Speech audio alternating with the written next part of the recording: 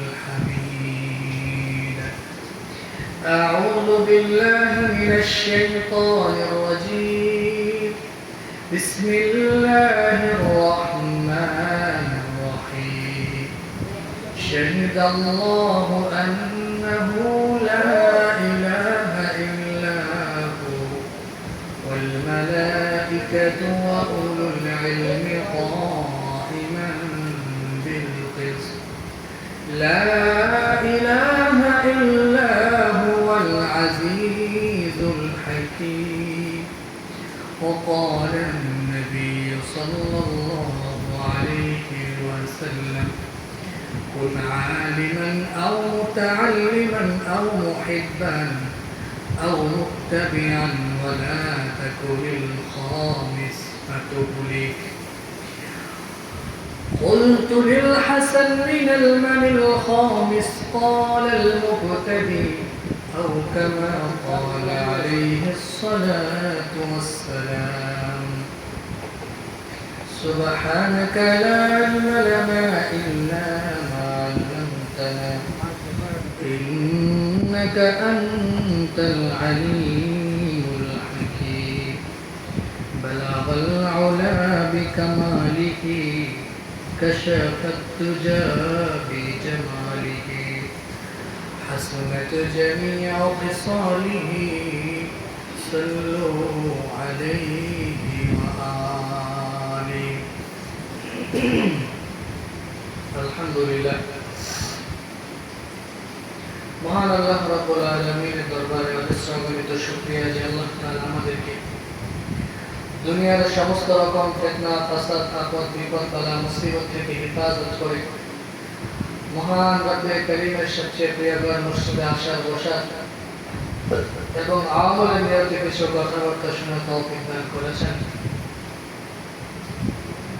সেজন্য ঐশী মালিক দয়াময় আল্লাহ দরবারে প্রাণ খুলে কণ্ঠকে ছেড়ে দিয়ে শুকর আদায় করি, সবাই করি আলহামদুলিল্লাহ। মুহতারাম হাজিরিন, আমি আপনাদের সামনে পবিত্র কোরআনে হাকিমের সূরা আলে ইমরানের 18 নম্বর আয়াত তেলাওয়াত করেছি। তার প্রেক্ষিতে রাসূলুল্লাহ সাল্লাল্লাহু আলাইহি ওয়াসাল্লামের একখানা হাদিস তেলাওয়াত করেছি। আল্লাহ পাক রব্বুল আলামিন যদি তৌফিক দান করেন, আমাদের সময় সংক্ষিপ্ত পরিসরে আয়াত এবং হাদিসের সারমর্ম কিছু আলোচনা করার চেষ্টা করব ইনশাআল্লাহ। মুহতারাম হাজিরিন, আমাদের আলোচনা চলতেছিল ইলম শিক্ষার গুরুত্ব, ইলম শিক্ষার তাৎপর্য এই সম্পর্কে। বিগত কয়েক সপ্তাহ আলোচনা করার পরে আমরা এই সপ্তাহ আলোচনা করব যে যারা ইলম শিখে তাদের মর্যাদা কতটুকু। একজন মানুষ যদি দুনিয়ার হাইসিয়তে সে যদি সম্মানিত না হয়, তার যদি কিছু বৈশিষ্ট্য না থাকে, কিছু বিশেষায়িত না থাকে, তখন আমাদের কারোই ওই লোকটাকে সম্মান করতে ভালো লাগে না। ভালো লাগে বলে আমি যদি আজকে ইমাম সাহেব না হইতাম, আমার বয়সের কাউকে কি মুরব্বীরা সালাম দিত, আপনারা সালাম দিতেন বলেন? এখন যারা সালাম দেন আমাকে, অথবা এখন যারা আমাকে সম্মান করেন, সম্মান করার ট্রাই করেন, সেখান যদিও আমাদেরকে আলেমদেরকে এখন সম্মান করতে দেয় না, তারপরেও যদি আজকে আমি ইমাম না হইতাম, আলেম না হইতাম, তবে কি আমার এই যে একটা বয়স, এই বয়সের মানুষকে কি সম্মান সালাম দিতেন? আপনারা বলেন দিতেন? একজন মানুষ যদি কোনো একটা গুণে বিশেষায়িত হয়, তখন তাকে সম্মান করতে ভালো লাগে, সে যদি আসলে সম্মানিত হয়। আর হুদাই কাউকে সম্মান করতে ভালো লাগে না। মেরে মুহতারাম, আলেমকে আল্লাহ রাব্বুল আলামিন কতটুকু সম্মানিত করেছেন? আল্লাহ পাক রব্বুল আলামিন আলেমকে কতটুকু সম্মানিত করেছেন? তার প্রিয় হাবিব নবীজি সাল্লাল্লাহু আলাইহি ওয়াসাল্লাম একজন আলেমকে কতটুকু সম্মানিত করেছেন, এই কথাগুলো জানার পরে মুমিনদের আলেমদের প্রতি শ্রদ্ধা কিছুটা বাড়তে পারে। যেন মুনাফিক যাদের ভিতরে ঈমান নিবো অথবা মারা গেছে, তাদের তো রাসূলের কথা বললে কি, আল্লাহর কথা বললে কি, আর নবীদের কথা বললে, যদি ঈমান থাকে তাহলে কোরআন ও হাদিসের আলোচনা শোনার পরে মুমিনদের অন্তরের মধ্যে কিছুটা প্রভাব পড়তে পারে। এই কথাগুলো রাসূল আমাদেরকে বলেছেন। আল্লাহ পাক রব্বুল আলামিনের একটা আয়াত আপনাদের সামনে আমি তেলাওয়াত করেছি। আল্লাহ রব্বুল আলামিন বলেন শাহিদাল্লাহু আন্নাহু। প্রথমে আল্লাহ তাআলা এমন একটা শব্দ চয়ন করেছেন, সবাইকে তাক লাগায় দিয়েছেন, শাহিদাল্লাহু আন্নাহু। আল্লাহ তাআলা শপথ করতেছে। কে শপথ করতেছে? আয়াতের মধ্যে আল্লাহ তাআলা সরাসরি শব্দ নিয়ে আসছেন শাহিদাল্লাহু আন্নাহু। সরাসরি আল্লাহ তাআলা শপথ করতেছে। আবার আল্লাহ তাআলা এই আয়াতের মধ্যে কোন অংশে ওনার নিজের পরিচয় দিতেছেন, লা ইলাহা ইল্লা। কোন আল্লাহ? জানতেন আল্লাহ না, কোন আল্লাহ? যিনি ছাড়া কোনো ইলাহ নাই, সে আল্লাহ। আল্লাহ তাআলা বলতেছেন যে শাহিদ আল্লাহ, আল্লাহ তাআলা শপথ করতেছেন। আল্লাহ মান কে সে? আল্লাহ তাআলা নিজেই বলতেছেন। এখানে ডাউট করা, এখানে সন্দেহাতীত হওয়ার কোনো বিষয় আমি আল্লাহ রাখি নাই। আমার পরিচয়টা শোনো, কে শপথ করতেছে? আমি হলাম সেই আল্লাহ, লা ইলাহা ইল্লাহু, যার কোনো শরীক নেই, যাকে ছাড়া কোনো উপায় নাই, যাকে ছাড়া কোনো উপাস্য নাই, যাকে ছাড়া কোনো ইলাহ নাই, আমি হলাম সেই। আল্লাহ তাআলা তারপরে বলেন ওয়াল মালাইকাতু ওয়া উলুল ইলমি কাইমান বিল কিসত। আল্লাহ রাব্বুল আলামিন এখানে নিজের একটা বিশ্বাস বর্ণনা করেছেন, আমি হলাম সেই যে আল্লাহ এই আসমান এবং জমিন, এই বিশ্ব জগৎ, পরিমণ্ডল, ভূমণ্ডল, এই মহাকাশ, মহাশূন্য সবকিছু যে নিয়ম তান্ত্রিক ভাবে সবকিছু পরিচালনা করছেন। আমি মাঝে মাঝে একটা কথা বলি যে একমাত্র মানুষ ছাড়া, একমাত্র মানুষ ছাড়া এই পৃথিবীতে যত রকমের সৃষ্টি আল্লাহ তাআলা আছে, সবাই নিজের যে একটা রুল আছে, নিজের একটা নিয়ম আছে, আল্লাহ তাআলা একটা নিয়ম দিয়েছে, এই নিয়ম মতো সবাই চলে, একমাত্র মানুষ ছাড়া। আমি তো মাঝে মাঝে বলি, কেন বলে এটা?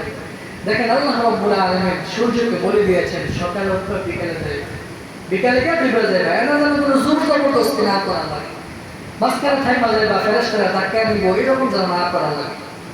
সেই পৃথিবীর সৃষ্টির শুরু থেকে আল্লাহ রাব্বুল আলামিন সূর্যকে বলে দিয়েছেন। কোন সময়কে আপনারা যখন দেখছেন, আমার তো বয়স আপনাদের থেকে কম, আপনাদের তো বেশি, আপনাদের বয়সের কোনো সময় দেখছেন যে সূর্য মাঝখানে গেছে আর লড়তাম না, খারাইছি তো খারাইছি, একদিকে আর লড়তাম না, আল্লাহ তাআলা ফোর্স পাঠায়া ধাক্কায় সরাই আনছে। এরকম কোনো সময় হয়েছে আপনাদের জানা না? আমার ইতিহাস জানা না এরকম হয়েছে কিনা। সূর্যকে আল্লাহ তাআলা বলে দিচ্ছেন সকালে উঠবা, আস্তে আস্তে করে, বেশি জোরে চলবা না, বেশি আস্তে চলবা। বেশি জোরে যদি চলো মানুষ কাজ করতে পারতো না, আবার যদি আস্তে আস্তে করে চলো মানুষের পেছনে লেগে যেত। তো যেরকম করে আমি নির্ধারণ করে দিলাম, সকালে উঠবো এখান থেকে, আস্তে আস্তে করে ডুবে যায় সূর্য। সেই পৃথিবী সৃষ্টি থেকে আজ পর্যন্ত আল্লাহ তাআলা সেই হুকুমটা এখন পালন করতেছে। আমাদের গাছপালা যা দেখি, পাহাড় পর্বত সবকিছু, কবিতার বর্ণনা দিব। আমাদের একটা আগের একটা কিতাব হায়াতুল হাইওয়ান একটা কিতাব আছে, ওই কিতাবের মধ্যে মুসান্নাফ রাহমাতুল্লাহ আলাইহি মানে লেখক আর কি, রাইটার, উনি প্রত্যেকটা প্রাণীর জীবনী নিয়ে আলোচনা করেছেন। প্রত্যেকটা প্রাণী, ওই প্রাণীটা কি করে, কিভাবে তার জন্ম, প্রজনন কিভাবে, তার মৃত্যু কিভাবে, সে জীবনে কিভাবে বেঁচে থাকে, তার যে শৈশবকাল আছে সেটা কিভাবে পার করে, তার যে যৌবন আছে সেটা সে কিভাবে, মানে প্রাণী জগতের সবকিছু নিয়ে হায়াতুল হাইওয়ানের মধ্যে আলোচনা করেছেন। মেরে মুহতারাম হাজরিন, ওই কিতাবটা পড়লে অবাকের উপর অবাক হবেন যে আল্লাহ পাক রব্বুল আলামিন এই পৃথিবীর মধ্যে যত প্রাণী সৃষ্টি করেছেন, সমস্ত প্রাণীগুলো আল্লাহ তাআলা মানুষের সেবা করার জন্য সৃষ্টি করেছেন। সুবহানাল্লাহ, মানুষের সেবা করার জন্য আল্লাহ রব্বুল আলামিন এই পৃথিবীর মধ্যে, আমরা সবাই জানি যে 18,000 মাখলুকাত, 18,000 মাখলুকাত। মেরে মুহতারাম হাজরিন, আল্লাহ পাক রব্বুল আলামিন এই পৃথিবীর মধ্যে মানুষের সেবার জন্য 18,000 প্রজাতি, 18,000 না কিন্তু 18,000 প্রজাতি, এই প্রত্যেকটা প্রজাতির মধ্যে কোটি কোটি পার্সন, কোটি কোটি পার্সন এক একটা প্রজাতির মধ্যে আল্লাহ তাআলা সবগুলোকে সৃষ্টি করেছেন মানুষের সেবা করার জন্য। মেরে মুহতারাম হাজরিন, আল্লাহ পাক রব্বুল আলামিন বলেন, এই যে আমি হলাম সেই আল্লাহ, যেই আল্লাহ এই পৃথিবীটাকে নিয়মতান্ত্রিকভাবে, বিশ্বজগৎটাকে নিয়মতান্ত্রিকভাবে, সৌরজগৎকে নিয়মতান্ত্রিকভাবে, বাতাসকে নিয়মতান্ত্রিকভাবে, চন্দ্রকে নিয়মতান্ত্রিকভাবে, প্রাণীকে নিয়মতান্ত্রিকভাবে, পানিকে নিয়মতান্ত্রিকভাবে পরিচালনা করছি আমি হলাম সেই পার্সন।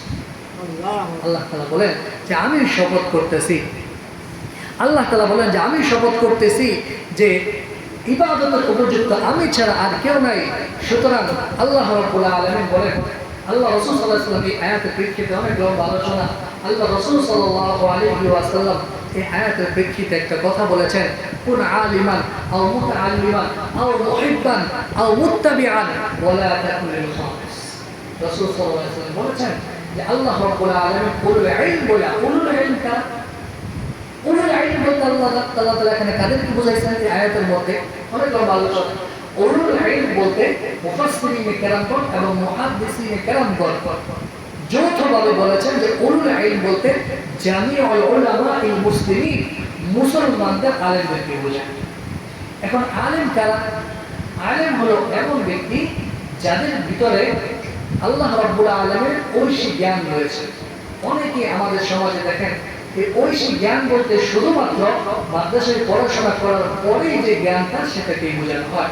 মেরে মুহতারাম, আমার উস্তাদ, আমার প্রিয় মুর্শিদ আল্লামা মাহমুদুল হাসান দামাত বারাকাতুহু উনি বলেছেন যে একজন আলেমকে আমি তখনই আলেম মনে করি যখন সে আল্লাহ তাআলার পক্ষ থেকে এক্সট্রা কোনো ইলম পায়। আল্লাহ তাআলার পক্ষ থেকে এক্সট্রা কোনো ইলম পায়। কিতাব আপনি পড়বেন, একজন হিন্দু পড়বে, একজন বৌদ্ধ পড়বে, কিতাবের মধ্যে যা লেখা আছে সেই ইলম সে নিজে অর্জন করতে পারবে, কিন্তু আল্লাহ তাআলার সাথে তার কোনো কানেক্ট হবে না।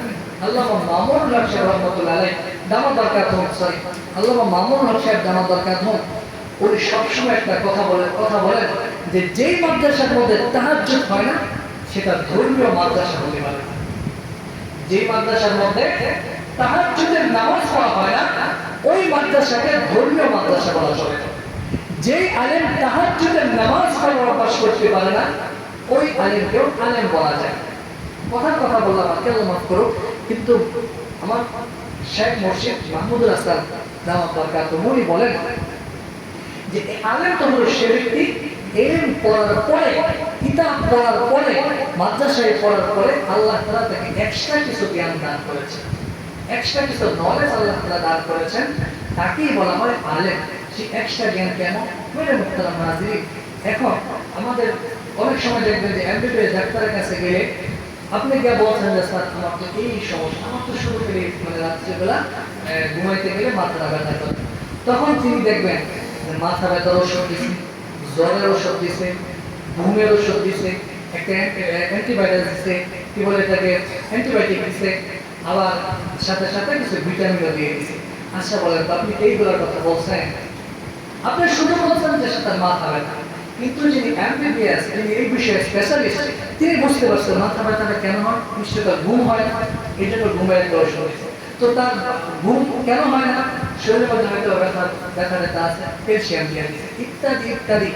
আপনি বলছেন অল্প, কিন্তু সে বুঝে নিছে, সে যে একটা গবেষণা করছে, এই এমবিবিএস হওয়ার কারণে তিনি এইসব কিছু লিখতে পারছেন। মেরে মুহতারাম, আলেম হলো এমন জিনিস, আলেম সমাজকে বুঝবে, সমাজের মানুষকে বুঝবে, সমাজের মানুষকে বুঝে, সমাজকে বুঝে তখন সে ব্যবহার করবে। অনেক সময় দেখা যায় যে অনেক গরম আলেমরাও কোনো একটা জায়গার মধ্যে এসে নরম হয়ে যায়, অনেক গরম, খুব কড়া কথা বলে, কিন্তু কোন একটা সময় দেখবেন যে সে নরম হয়ে যাবে। মেরে মুহতারাম, এটাই হলো আলেমের বৈশিষ্ট্য। যে এলাকার মধ্যে গরম হতে হয় সেখানে তিনি গরম হবে, যেখানে নরম হতে হয় সেখানে তিনি নরম হবেন। এই যে সিচুয়েশন বুঝে কাজ করা হলো প্রকৃত আলেম।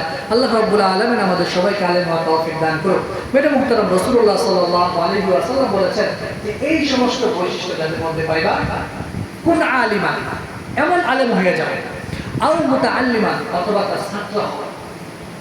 প্রথমে আলেম হও, তারপরে ছাত্র হও, আও মুহিব্বান, অথবা আলেমের সাথে ভালোবাসা রাখো, আলেমের সাথে মহব্বত করো, আও মুত্তাবিআন, মহব্বত ভালোবাসা কথাবার্তা না বললেও কমপক্ষে তাকে অনুসরণ করো, যে হুজুরে যেহেতু এরকম করে চলে আমি এরকম করে চলি, আও মুতাআল্লিমান, আও মুহিব্বান, আও মুত্তাবিআন। আর যদি এই সাত প্রকারের এক প্রকারও না হইতে পারো, ঘরের মধ্যে চুপ করে বসে থাকো, ওয়ালা তাকুন লিল খামিস, পঞ্চম প্রকার হলো না। পঞ্চম প্রকারটা কি? একদম হাদিসের শেষের মধ্যে বলেন আলেমের বিদ্বেষ পোষণকারী হয় না। মেরে মুহতারাম হাজিরিন, এই আলেমের বিদ্বেষ পোষণকারী হলে কি হবে? ধ্বংস হয়ে যাবে, এমন ভাবে ধ্বংস হইবা প্রভাব প্রতিপত্তি ৪৫ বছর পর্যন্ত থাকার স্বপ্ন আর এমন একটি সব কমপ্লিট থাকার পরেও ঘর বাড়ি দেশ ছাইরা পালা ইন্ডিয়া দেখা। আল্লাহ রাসূল সাল্লাল্লাহু আলাইহি ওয়াসাল্লাম বলছেন যে যদি আলেম বিদ্বেষী হও, আলেমদেরকে সুইচের ধরে কারাগারে বন্দী করো, আলেমদেরকে রিমান্ডে দাও, আলেমদের সাথে বিদ্বেষ পোষণ করো, তার তুহলি ধ্বংস হয়ে যাবে। কেমনে ধ্বংস হয় না? আখিরাত তো বরবাদ হয়ে গেছে। আখিরাত তো বরবাদ আলেমদের সাথে বিরোধিতার কারণে। দুনিয়া তো এমন ভাবে লাঞ্ছিত অপমানিত হইবা যে দেশের মাটিতে কবর দেওয়ার জায়গা থাকবে। মেরে মুহতারাম রাসূলুল্লাহ সাল্লাল্লাহু আলাইহি ওয়াসাল্লাম এজন্য এটা বলেছেন যে আলেমদের সাথে হয় আলেম নিজে হোক, আলেমের সাথে ইলমের সাথে বিরোধিতা করলে এরকম করে ধ্বংস হয়ে যেতে হবে। আল্লাহ রাব্বুল আলামিন আমাদের সবাইকে আলেমদের সাথে সুসম্পর্ক রাখা তৌফিক দান করুন। সবাই বলেন আমিন। ওয়া আখিরু দাওয়ানা আলহামদুলিল্লাহি রাব্বিল আলামিন। মেরে মুহতারাম, আজকে 15 আগস্ট আমরা সবাই জানি বিএনপির মিডিয়া সেলের যে আমাদের গাজীপুরের দায়িত্বে আছে, আমাদের পক্ষ থেকে একটা মেসেজ ছিল যে বিএনপি বাংলাদেশ জাতীয়তাবাদী দলের বিএনপির যে চেয়ারপারসন বেগম খালেদা জিয়া, ওনার আজকে 81তম জন্মদিন। ওনারা বলছে আপনাদের সবার কাছে দোয়া চাওয়া হয়েছে, আমরা সবাই বেগম খালেদা জিয়ার জন্য দোয়া করব। আবার উনি একটা অসুস্থ আছে, আমরা দোয়া করবো আল্লাহ তাআলা যেন ওনাকে পরিপূর্ণ সুস্থতা দান করে। আবার কিছু ঝামেলা আছে যেরকম বললো, আমরা সবাই মিলে ওনাদের জন্য দোয়া করবো। আল্লাহ রাব্বুল আলামিন যেন ওনাকে পরিপূর্ণ সুস্থতা দান করেন। আর উনি যে উদ্দেশ্য করে দোয়া চাইছে, আল্লাহ রাব্বুল আলামিন যেন ওনার মনের আশাগুলো উদ্দেশ্যগুলো পরিপূর্ণভাবে কামিয়াব করে। সবাই বলেন আমিন। ওয়া আখিরু দাওয়ানা আলহামদুলিল্লাহি রাব্বিল আলামিন। যারা সুন্নাত আল্লাহ